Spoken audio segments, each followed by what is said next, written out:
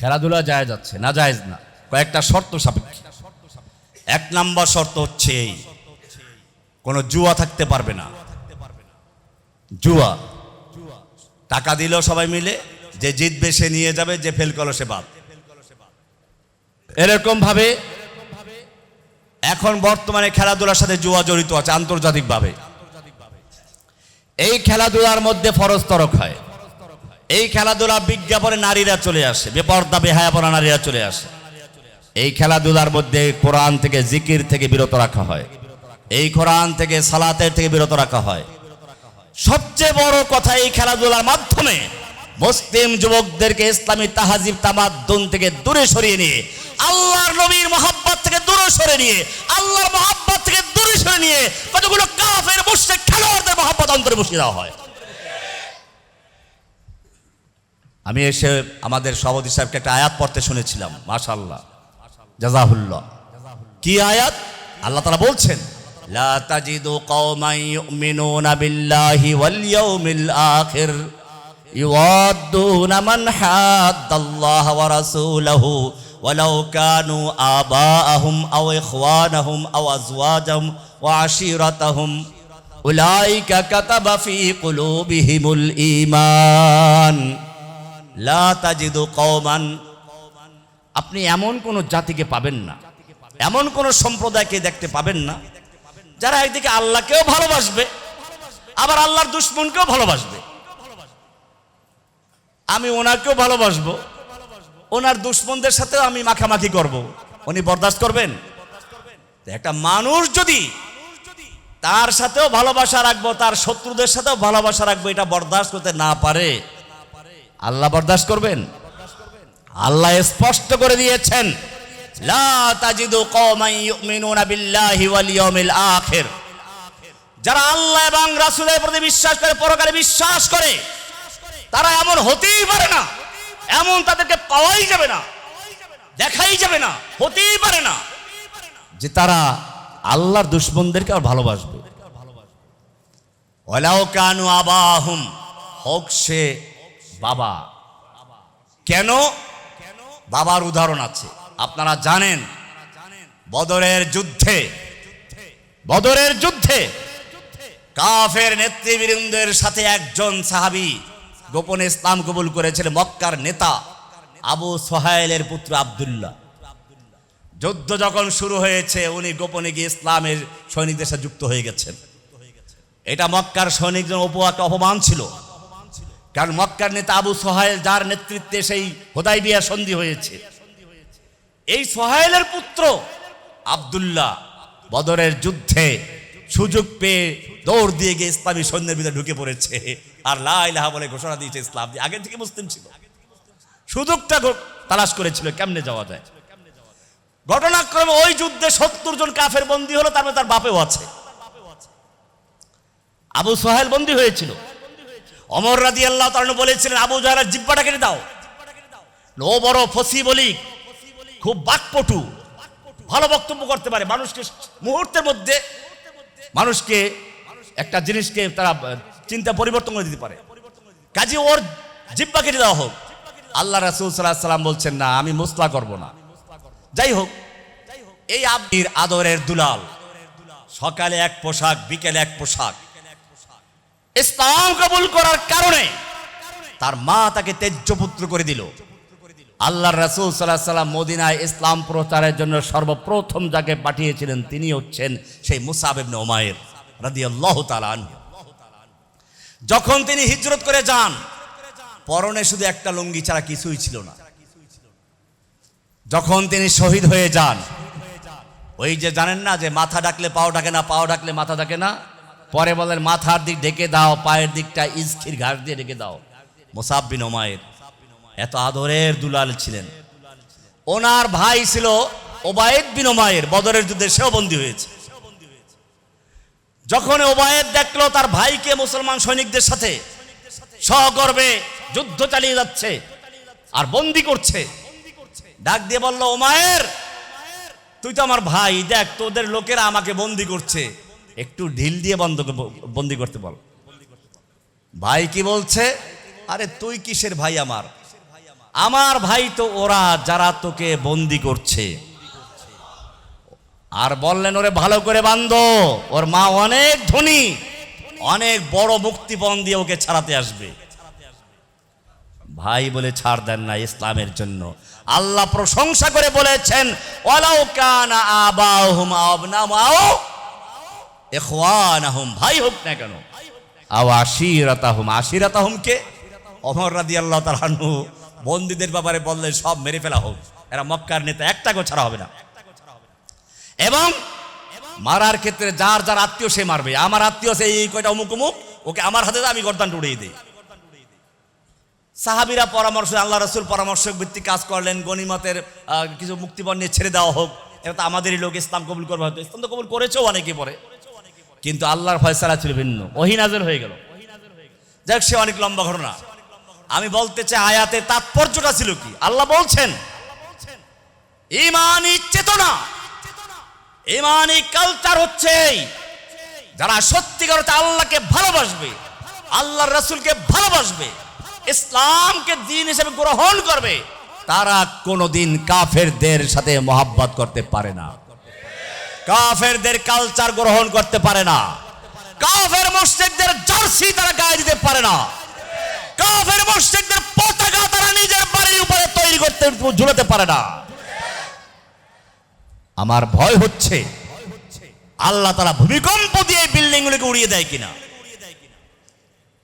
সেজন্য মনে রাখবেন, কোরআন পরিষ্কার করে দিয়েছে লা তাজিদু কওমান ইউমিনুনা বিল্লাহি ওয়াল ইয়াউমিল আখির ইউআদ্দুনা মান হাদ্দাল্লাহ ওয়া রাসূলহু ওয়ালাউ কানু আবাআহুম আও ইখওয়ানাহুম আও আশীরাতাহুম উলাইকা কাতাবা ফি কুলুবিহিমুল ঈমান, উলাইকা কাতাবা ফি কুলুবিহিমুল ঈমান, উলাইকা কাতাবা ফি কুলুবিহিম, তাদের অন্তরে আল্লাহ ঈমান লিখে দিয়েছেন। কি লিখে দিয়েছেন? অন্তরের ভিতরে ঈমান লিখে দিয়েছেন। সুবহানাল্লাহ। ঈমান অন্তরের ভিতরে লিখে দিতে হয়। আমাদের এটাই দায়িত্ব, কর্মসূচি। এখন তোমাদের কর্মসূচি হচ্ছে বাংলাদেশের নয়, গোটা পৃথিবীর যুবকদের অন্তরের ভিতরে আবার সেই ঈমানে বীজ রোপণ করতে হবে। কাতাবা ফি কুলুবিহিমুল ঈমান। খেতে যেরকম ভাবে কৃষক জমি চাষ দেয়, তারপরে চারা রোপণ করে, আল্লাহ বলছেন কাতাবা ফি কুলুবিহিম, মানে ঈমানের চারা রোপণ করতে হবে। এরপরে কৃষক কি করে? চারদিকে বেড়িবাঁধ দেয়, ঘাস আগাছা পরগাছা বাছাই করে। আল্লাহ বলেছেন ওয়াযায়্যানাহু ফি কুলুবিকুম, যাতে কোনো বেদাতি, কোনো ভণ্ড প্রতারক সেকুলার এসে মুসলিমদের যুবকদের ঈমান নষ্ট করতে না পারে, সেজন্য মাঝে মধ্যে তাদেরকে দার্স দিতে হবে, দারসুল কোরআন। কি করতে হবে? নিয়মিত দারসুল কোরআন করবেন সব জায়গাতে, এটা কর্মসূচি। প্রথম কাজ হচ্ছে দাওয়াতের মাধ্যমে কি করতে হবে? ঈমানের বীজ রোপণ করতে হবে, চারা রোপণ করতে, তাওহীদের চারা রোপণ করতে হবে। 2 নম্বর কাজ কি?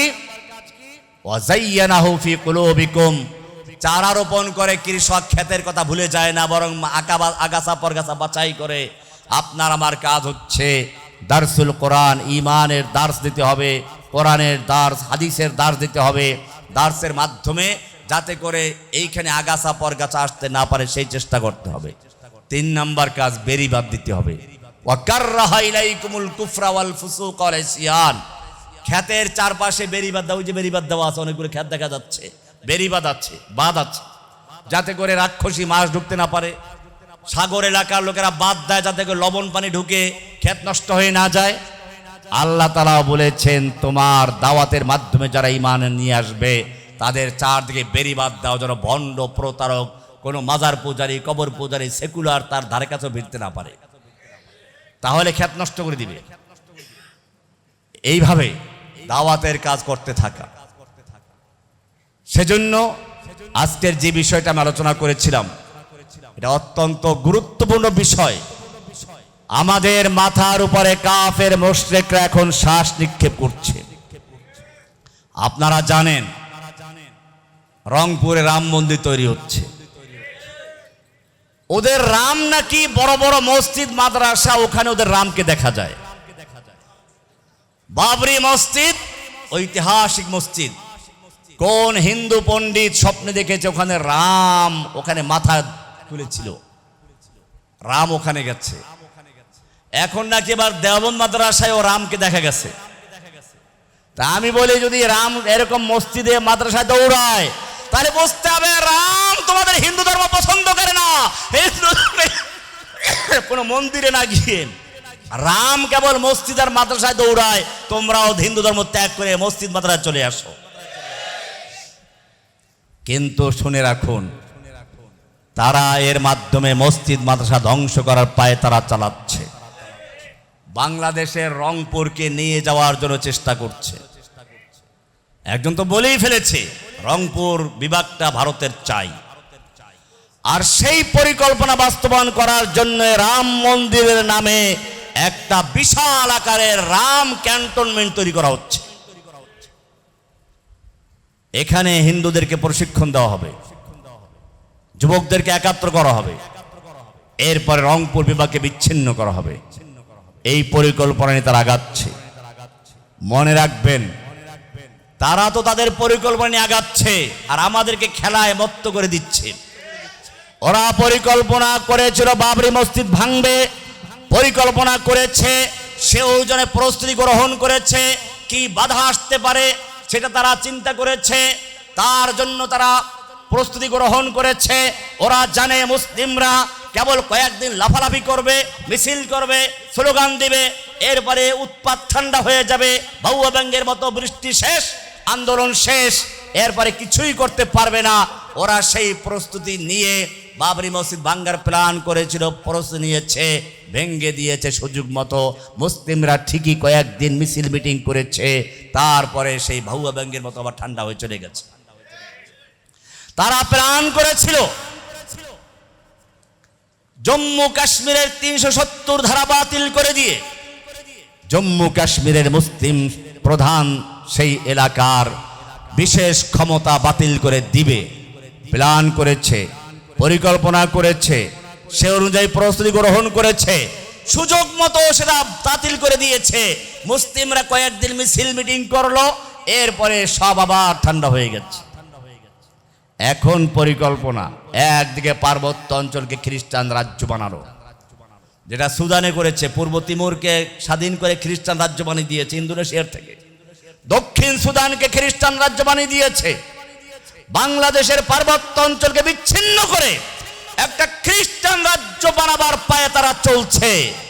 সে অনুযায়ী সেখানে লোকদের খ্রিস্টান বানাচ্ছে, প্রশিক্ষণ দিচ্ছে, অস্ত্র দিচ্ছে, এবং সময় সুযোগ মতো তারা স্বাধীনতার ঘোষণা করবে। বাংলার মুসলিমরা কয়েকদিন মিছিল মিটিং করবে, তারপরে ঠান্ডা হয়ে যাবে। অপরদিকে হিন্দুরা প্ল্যান করছে রংপুর বিভাগকে বিচ্ছিন্ন করে নিয়ে যাওয়ার জন্য। সেই প্ল্যান প্রোগ্রাম বাস্তবায়ন করার জন্য প্রস্তুতি নিচ্ছে। বাংলাদেশের আশপাশে তারা শক্তি জোগাড় করছে। বিজেপি উৎপাত শুরু করেছে, পুশব্যাক শুরু করেছে। বাংলার মুসলিমরা চুপচাপ বসে আছে, ক্রিকেট খেলা দেখে আর ফুটবল খেলা দেখে। জেনে রেখো, আমি বলে থাকি, স্পেনের মুসলিমরাও একসময় এরকম শক্তিশালী ছিল, তারা অনেক কিছু ছিল। সেই জামে কুর্তুবা কর্ডোবার সেই জামে মসজিদ, যেখান থেকে তাফসিরে কুর্তুবী লেখা হয়েছে, এখনো মুসলিম বিশ্বে আলোক উজ্জ্বল হয়ে তাফসির ছড়াচ্ছে। আজকে সেই জামে কুর্তুবা ঠিকই বিল্ডিং আছে, মসজিদ আকারে নেই, খ্রিস্টানদের মন্দির গির্জা হয়ে গেছে। আলহামরা দুর্গ এখনো দাঁড়িয়ে আছে, মুসলিমদের কালচার ধরে রেখেছে, কিন্তু আলহামরায় মুসলিমরা নেই।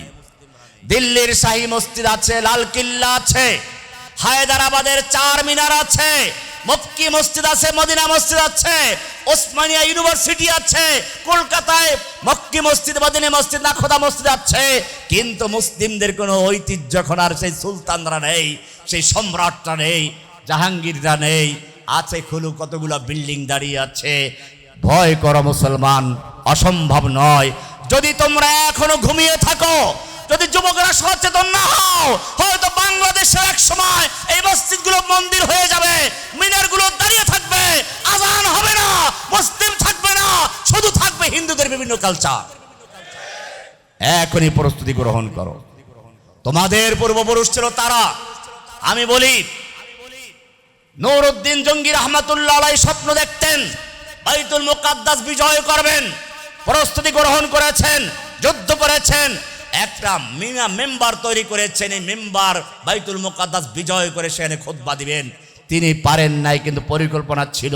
তার উত্তরসূরি সালাহুদ্দিন আইয়ুবী রহমাতুল্লাহ আলাইহি ঠিকই বিজয় করেছেন এবং তার সেই মেম্বার সেখানে স্থাপন করে সেখানে খুতবা দিয়েছেন। আমরাও পরিষ্কার বলতে চাই, হয়তো বাংলার জমিনে আমরা ইসলামকে বিজয় করতে পারবো না, কিন্তু আমাদের সুপরিকল্পিত প্রস্তাব আছে। যুবকদেরকে বলবো, বাংলাদেশের ভৌগোলিক অবস্থার কারণে এখানে সশস্ত্র যুদ্ধ করে ইসলামকে বিজয় করা সম্ভব নয়। এখানে যদি তোমাকে বিজয় করতে হয়, তাওহীদের কালেমার মাধ্যমে একটা গণবিপ্লব তৈরি করো, যে পুলিশের মধ্যে, সেনাবাহিনীর মধ্যে, যুবকদের মধ্যে, স্কুলে, কলেজে, ভার্সিটিতে সব জায়গা থেকে যখন লা ইলাহা ইল্লাল্লাহর মিছিল বের হয়ে আসবে, দুনিয়ার কোনো শক্তি তাদেরকে প্রতিহত করতে পারবে। সেই ভাবে একটা গণবিপ্লব তৈরি করার জন্য, গণজাগরণ তৈরি করার জন্য আমি গোটা বাংলাদেশের যুবকদেরকে বলবো, ঐক্যবদ্ধ হও, আর দলাদলি নয়, ঐক্যবদ্ধ ভাবে সব জায়গায় কালেমায়ে তাওহীদের আওয়াজ তোলো। কাতাবাফি কুলুবিল ঈমান, যুবক দলদের ঈমানের বীজ রোপণ করো, সব জায়গায় কালেমার পতাকা স্থাপন করো, কালেমার পতাকার মাধ্যমে কোরআনের বাণী ছড়িয়ে দাও, ইনশাআল্লাহ ইসলামে বিজয় আসবে। সেই আহ্বান তোমাদের কাছে আছে, সারা বিশ্বের যুবকদের কাছে। এখানেই আজকে বক্তব্য সমাপ্ত। তাহলে ইনশাআল্লাহ সেই কালচারাল ফিতনা, রাজনৈতিক ফিতনা, সুফিবাদের ফিতনা, প্রতারকদের ফিতনা, ভণ্ড ইমাম মাহদীদের ফিতনা, ভণ্ড শিয়াদের ফিতনা, সব ফিতনার একটাই জবাব, লা ইলাহা মুহাম্মাদুর রাসূলুল্লাহ, আশহাদু আল্লা ইলাহা ওয়া আন্না মুহাম্মাদার রাসূলুল্লাহ। আল্লাহ তাআলা আমাদের তৌফিক দান করুন, আমিন। কালেমার পতাকার রং কি হবে? রং সাদা রাখবেন। সাদা হচ্ছে শান্তির প্রতীক। সাদা রং রাখবেন, সাদার ভিতরে লা ইলাহা ইল্লাল্লাহ লেখা থাকবে।